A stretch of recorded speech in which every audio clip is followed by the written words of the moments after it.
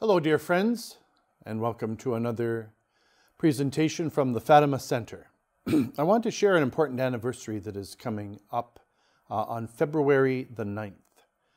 It is the 200th anniversary of the arrival in Ars of the Curé of Ars, the patron saint of parish priests. And there's a number of interesting arrangements of divine providence about this date.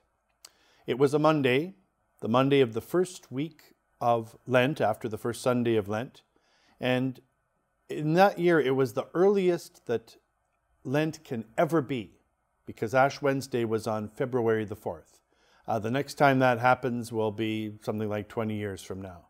So the patron saint of parish priests arrives in the first full week of Lent to begin his life of penance. His life was one long penance for the conversion and salvation of his parishioners. Prayers, tears, fasting, mortification, and by this means he in fact converted his parish. As I said, it was the earliest Lent that can occur in the liturgical calendar of the Holy Church. And Vianney's whole life was a penance. He is the patron saint of parish priests, and therefore what I suggest, dear viewers, is that we should observe this 200th anniversary of his becoming parish priest, pastor of that parish. If we begin on February the 1st and end on February the 9th, then we will pray for 9 days. And for whom should we be praying? Well, for ourselves, that we would imitate his spirit of prayer and penance, as the traditional liturgy expresses it, and also for the parish priests, that is to say, the pastors of parishes, not excluding the administrators of parishes, priests in charge of parishes, because they are on the front line of the proclamation of the faith, the front line of hearing confessions and celebrating, administering the sacraments to God's holy people.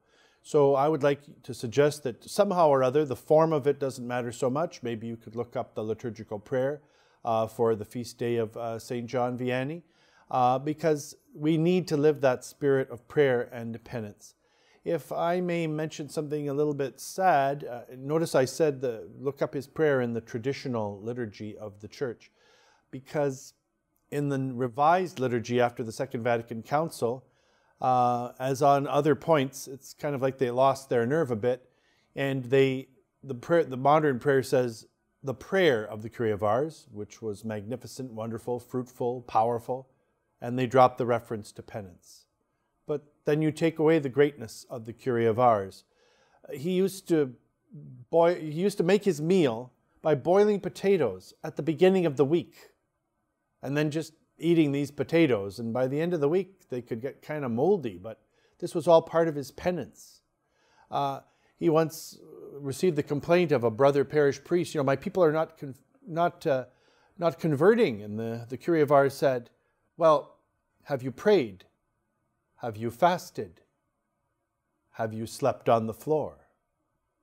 So, my friends, all of us priests and those who have an actual flock in their care and which is their responsibility, we need the intercession of this great saint.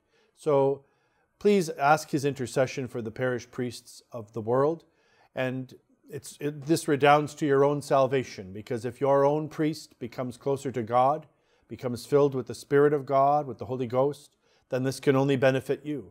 Of course, such a priest might make you feel uncomfortable a little bit, but if you cooperate with the light and the grace as offered, you will rejoice with your priest forever in heaven.